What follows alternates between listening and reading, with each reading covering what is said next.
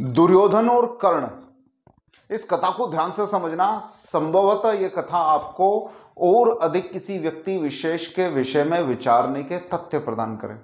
दुर्योधन और कर्ण दोनों सलाह मशवरा करके शकुनी की बात को मानकर अपने साथ हस्तिनापुर की सेना को लेकर वन में गए हुए वनवास को प्राप्त हुए पांडवों को मारने के लिए चले जाते हैं। अपने साथ लश्कर लेके जाते हैं, बहुत सारी सेना को अपने साथ में लेकर जाते हैं। संयोगवश या देव कृपा से दुर्योधन का वहां पर युद्ध हो जाता है गंधर्वों के साथ। गंधर्व दुर्योधन की पूरी सेना को मार डालते हैं। गंधर्व दुर्योधन को बंदी बनाकर अपने पास पकड़ के रख लेते हैं और उसको प्रताड़ित करने लगते हैं। ऐसे समय में कर्ण, जो उसका मित्र था, उसको त्याग कर घोड़े पर बैठकर अकेला वापस हस्तिनापुर की तरफ भाग जाता है।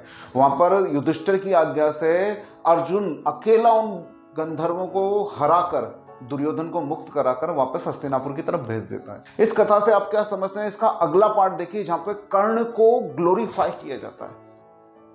दानवीर कर्ण, ये कर्ण जिसको श्री कृष्ण स्वयं समझाने के लिए पहुंचते हैं कि तू अधर्म का साथ दे रहा है, तू पापियों का साथ दे रहा है, तू अनीति का साथ दे रहा है, तुझे तेरे धर्मात्मा भाइयों के समक्ष उपस्थित होना चाहिए और उनकी तरफ से दुर्योधन के खिलाफ युद्ध लड़ना चाहिए। वहां पे कर्ण क्या तर्क देता है और उस तर्कों को कितना ग्लोरीफाई किया जाता है कि दुर्योधन मेरा मित्र है, उसने मेरा अभाव में साथ दिया, इसलिए मैं अपने मित्रता के धर्म को त्याग कर अब अपने भाइयों की तरफ से युद्ध नहीं लड़ूंगा, और इसको ग्लोरीफाई किया जाता है। लेकिन वास्तविकता में क्या ये कर्ण उतनी मित्रता निभा रहा था?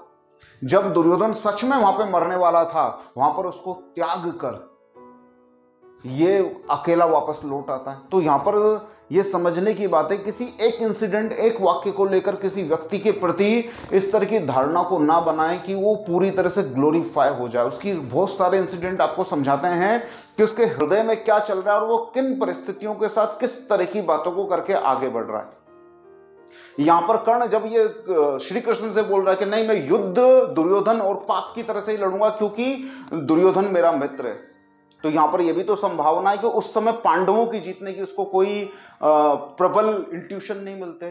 कर्ण स्वयं इतना शक्तिशाली होता, उसको मालूम है भीष्म पितामह स्वयं अकेले ही समस्त पांडव सेना का संहार कर सकते हैं। द्रोणाचार्य जो हमारे गुरु हैं वो समस्त पांडवों का विनाश कर सकते हैं। मैं स्वयं अर्जुन को मारने की प्रतिज्ञा लेकर बैठा हुआ हूं। तो यहां पर एक ही बात को समझिए, ग्लोरिफिकेशन ऑफ नेगेटिव पर्सनालिटी कुछ इस तरह से आपके सामने कभी कभी होता है कि आप उसको अपना आइडियल आदर्श समझने लगते हैं, आपको उसके अंदर स्टार अपना सब कुछ नजर आने लगता है। लेकिन वो सिर्फ एक ग्लोरीफाइड थिंग है, वो सिर्फ एक वो वक्तव्य है जो या तो उसने गलती से कर दिया या इंटेंशनली कर दिया है।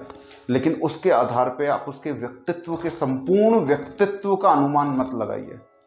ढंग से समझिए, चीजों को देखिए, ऑब्जर्व करिए। कोई एक चीज किसी व्यक्ति के संपूर्ण रूप को परिभाषित नहीं कर सकती है। अगर किसी को परिभाषित करना, जानना है तो उसके जीवन की अनेकों घटनाओं का सारभूत अध्ययन कीजिए, फिर कोई निर्णय लीजिए।